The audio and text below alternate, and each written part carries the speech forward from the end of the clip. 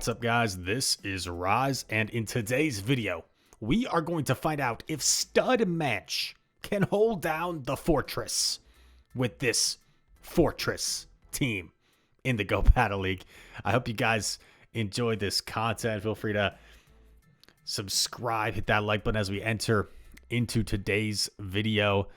And Stud Manch said he's been a long-time viewer of the channel, first-time submission artist. As we enter in some Halloween Cup action. This oh my gosh, okay. These battles are in like the low 2,000 elo range. We're just coming off of a day where we watched the world champion, it's Axon. Now we're watching Stud Manch and opponents that swapped Tyranitar into a Bug Bite Forretress and top lefted because they just didn't know what to do. 2,000 elo range, they're not studying for Forretress. They're not studying for they're studying for Toxapex. They're studying for Greninja. They're not studying for the Fort himself. He's too bizarre with that bug steel typing. They're just not used to it. Okay. Are people just running fairy type Pokemon leads in this range?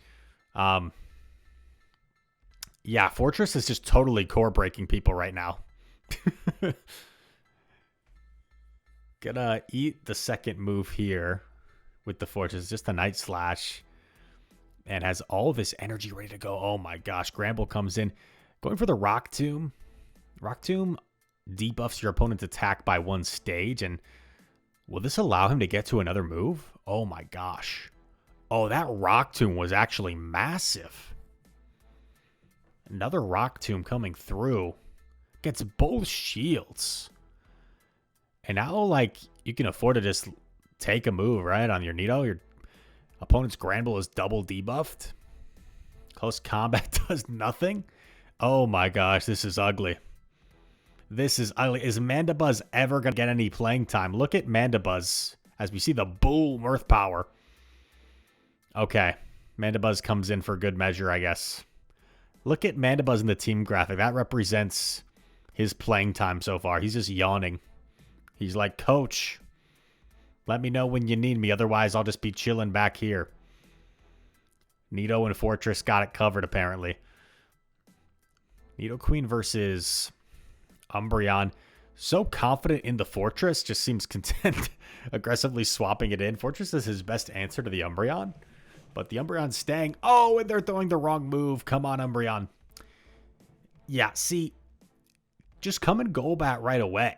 If you're the opponent. Now you have to eat the Rock Tomb. And because you can debuff the Golbat so early on in this matchup, you're probably going to get to another Rock Tomb. Oh, does shield a Poison Fang. That's unfortunate. That didn't seem like enough, but maybe I'm tripping. Yeah, Poison Fang. Gonna go for another Rock Tomb. Could even dip out here if you want. Play aggressively.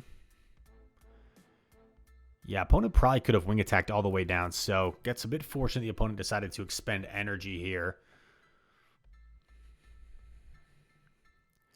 Gonna come up with Mandibuzz, and because they're running Air Slash, it's a more manageable farm down. They will get off of Fang, but I think that's the only one they will get off. As Mandy gets the Air Slash down, he's flapping his wings. Clears the debuff. I like swapping out there.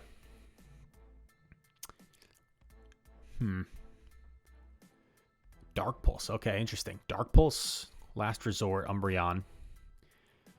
Nidoqueen going to go for a Poison Fang here. This won't threaten to knock out, but maybe the next one will. Still not quite, but maybe after a few jabs, it'll threaten to knock out. We do see the shield come up last second. And here comes the Poison Fang. Does this force the shield from the opponent? Poison Fang nearly knocks out. Gets the jab down. What's in back? It is Frostlass. Oh, boy. Goes for the Fang. Opponent should know this is just a Poison Fang. So they should be able to take this. But the quick swap in and look at this energy. The problem is you're running Air Slash. You generate energy a little bit slower. So might have to go for a bait here to have a chance. You're only going to get to double Aerial Ace. You're not going to get to the Dark Pulse. So got to throw the back-to-back here. How much is this going to do? It is a debuffed Frostlass. but I don't know if this is quite enough. Aerial Ace puts it so low. Nidoqueen barely isn't able to jab down. What a close game. What a close game. Wow. That is tough. That was pretty tough. Tough alignment, I guess, with the Golbat on the fort, and then Frostlass a bit of a core breaker in the back. Next opponent, Crustle. Weird matchup. In comes, oh my gosh, Confusion Galarian Slowbro. This is really dominant for Mandy. They're probably just going to surf here. Sludge Bomb, okay. Nice timing, throwing after one. It's impressive. Dark Pulse should nearly knock out, yeah. Gives him one extra Air Slash, that's perfect. Crustle comes in, and Crustle will get a big farm, but it's really not a huge deal because Nidoqueen's going to resist everything from the Crustle. So here's a situation where once you get smacked on down, you just come in Nido right away. You don't need to wait out your timer. Perfect. You force them to spend energy, and you might be able to debuff what's in back depending on what it is. Oh, baby, are they going to let him farm? Yeah, this is brutal for the opponent because now you can debuff what's in back, and Forretress is going to have a grand old time. Stops in the Forretress. See, I would have preferred to Poison Fang and then go Forretress, but this is fine too. Forretress going to resist everything. And honestly, you can just afford to no-shield everything because Nidoqueen could probably close it out in the end. So it goes for the Rock Tomb. But, right, if we had Poison Fanged first or even double Poison Fanged first, things just become a lot more straightforward.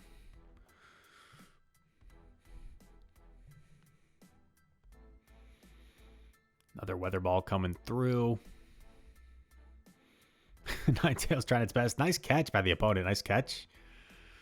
Gonna no bubble it, but this should still KO. It's so low. Oh, wait, what? Why? Why are they shielding, bro? Why are you shielding your... You just caught the Rock Blast. That was such a nice catch. That was such a nice catch, and then you shielded it. Shielded your 12% Crustle. Not even 12%, like 4%. Interesting. Eric Veronica. Nido against Shiny Azu. Lovely. Lovely Shiny. The Golden Azu. Nidoqueen very much enjoys this matchup. See, a couple misplays already, right, from the opponent. You don't want to shield the first Poison Fang, in my opinion, if you're going to stay in here. Also, they threw on alignment, which allowed the free jab. Now they let it go.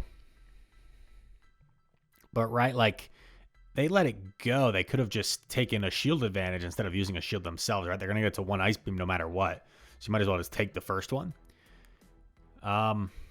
And Mandy is a huge core breaker for this back line with the Haunter. Are we going to see a shield come up here? Nice bait by the opponent. I thought the shield made sense, though. You know there's a Haunter. Could have thrown after an odd number of Air Slashes there for proper timing, but that's all right. Aerial Ace knocks out. This will probably threaten the shield from Haunter because Haunter is just so dang frail. Gets the final shield.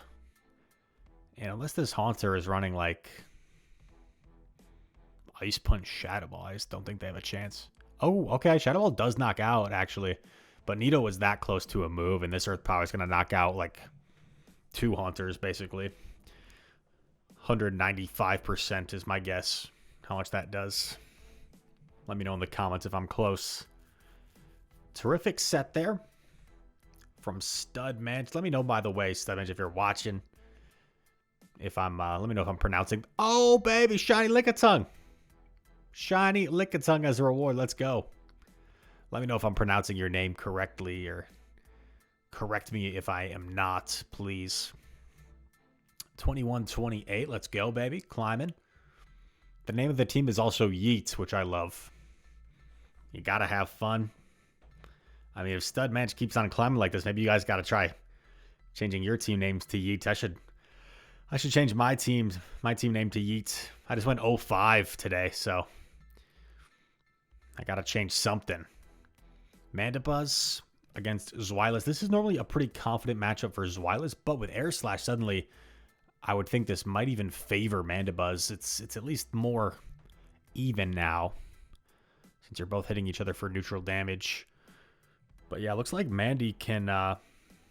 okay, you probably shield this, right? This Aerial Ace will threaten to knock out. Honestly, I don't love the undercharge. Oh, okay. They shield anyway. Wasn't sure if he could fully farm down, so plays it safe, goes for the Aerial Ace. I guess he doesn't want to give the opposing Pokemon too much farm. In comes Golbat. This is pretty brutal, actually. This is pretty brutal because Mandibuzz was by far your best Golbat answer. And now, wait, what? They swap? That's such a good matchup for him, though. And now this totally changes things because now... Oh, they're sludge waving. Sorry, that might have been really loud. Yikes. RIP headphone users. Okay, they threw the wrong move at Forretress and they gave up switch like... Even if they had double brined, this wouldn't have been over. But Forretress might get the full bug bite down here. You live the brine. Gonna shield it to play it safe. I mean, brine would come awfully close to KOing there. I could be wrong. It could have even KO'd maybe. And now this is critical because you're going to get to Rock Tomb, the last Pokemon. And they take it. So now things just become so much easier. So yeah, a lot of things the opponent could have done differently this game. But, I mean, it's Forretress. Forretress is just causing confusion. Run. If I just bit my lip, dude, what is going on? If you guys are in this ELO range, maybe try running some really obscure Pokemon and opponents just will not know what to do. They will freak out and make plays that make no sense. All right, next battle. Amir Greninja. Ooh, Skeledirge, spicy. So it's a good thing that Forretress is avoiding this. You kind of have to stay in because... Oh, okay. Going to catch on Mandy. I don't hate this play. Very nice catch with the Shadow Ball. Like, it's a little scary because if the opponent has a Mandy answer, like you're kind of just putting it on a platter for him. But luckily the opponent, it doesn't have a Mandy answer. Like, you would think with a Skeledirge lead, right? You're so weak to Mandibuzz, you'd have a Mandibuzz answer on your team. But this seems to be their best one. They throw on Alignment, giving the free Air Slash. Sludge Wave connects. Gonna make sure he gets off the Dark Pulse just by throwing right away. I think that's fine. Dark Pulse connects. And this is gonna be a big bug bite down. Big bug bite down. So when Skeledirge comes back in, maybe you'll have the Earthquake. Oh, they hard swap. Gonna go for the Rock Tomb here. This will probably force the shield. Rock Tomb does force the shield. Comes in. Gets the Earth Power off. Let's go. It's gonna knock out Skeledirge. Oh, I forgot he still had a shield. My bad. Okay, this is a little bit scary now. It's a little bit scary now. Disarming Voice grabs a shield. Already has another move. Yikes. Shadow Ball. Okay, now they're completely dry, though. Oh. I don't think this is going to be enough, and they're going to be one Incinerate away. Okay, I was wrong. It was enough, plus the Poison Jabs. Very smart. Uh-oh. Oh, great patience. Great patience. Going for the EP. The new album. It's called Earth Power. Boom. And Nidoqueen gonna sweep the entire back line. Let's go. Nidoqueen just swept the Skeledirge, the Toxapex, and the Greninja. That is the power of Nidoqueen when it's got an energy lead or a shield advantage. L Ray 1596. Tough lead. Gonna have to dip into something. Dips into Forretress. I think that makes sense. It's more of your softer answer. They don't know what to do. They don't know what to do. They just top left. They've never seen it. They're too stressed. They're like Professor Rise. Professor Oak didn't put this on the study guide. Professor Oak did not put this Pokemon on the study guide. They don't know what to do. Amazing lead. Also, the fact that Mandibuzz is avoiding the Carbink is really nice. So now Mandibuzz will likely have play in the back as well. Earth Power coming through. Boom. Actually, it got shielded. It's not a boom if they shield, right? Forretress here to counter the Greninja. I kind of like when he shielded the first before. Yeah, I like shielding the first because I feel like they're unlikely to bait on the first when you're so healthy. Because now you can take it and just farm down. Oh. Gonna shield. I don't love the shield there, right? I think you're perfectly fine just... Unless you feel like... Yeah, I guess this makes sense. Earthquake doing big time damage to the Carbink. Carbink's gonna unload Moonblast. Wrong move, Carbink. Rock Slide would be better. It's for neutral. Oh, catches. Catches on Nidoqueen. Let's go, baby. What's in the back? Golbat. Oh, Crobat. I saw the typing. I'm a Crobat fan myself. I remember I had a funny stream where I was running Shadow Crobat. And I kept getting asked in the comments in the chat, Rise, why Crobat over Golbat? I'm like, because he's got swag, bro. Look at him. He just sludge bombed like a 4% Nidoqueen. This opponent doesn't care about society's rules. He is having fun with his life. And he's running Shadow Crobat in the Halloween Cup. And he's sludge bombing Nidoqueens just so he can screenshot that and send it to his friends. I believe this is the final battle of the video. Nido into Carbink, another terrific lead for stud match. In comes Golbat, going to be met by the Mandibuzz. Now, Golbat can flip this matchup if you're willing to expend some shields. But here's the thing. Both of Stud Manch's Pokemon do pretty well against Carbink, so Switch isn't the end-all, be-all for him. Nice bait as well with the Aerial Ace. I personally don't think it's worth investing a shield if you're Stud Manch. I think Nidoqueen is so good up shields because you can even live this and get off your Dark Pulse. He's going to shield. I mean, it's not the worst decision in the world, but it just feels a little unnecessary. Gonna bait again. Golbat will reach another. Oh, Golbat got greedy. Golbat could have thrown its move there, but decided not to. So the opponent takes switch. Okay, why didn't Golbat throw? They had like 8 wing attacks there. And Carbink comes back in. I'm so confused. I'm sure you guys in the comments are confused as well. But to be fair, I know that we see a video here in the 2000 ELO range, and obviously some of those opponents could have made plays that were differently, and maybe some of them are newer to PvP. But I think from any ELO range, there's always stuff that we can learn. If you guys watch me play, I'm currently at 3480, and I make terrible mistakes all the time. I lose count of the energy, and maybe sometimes I swap when I should have just stayed in.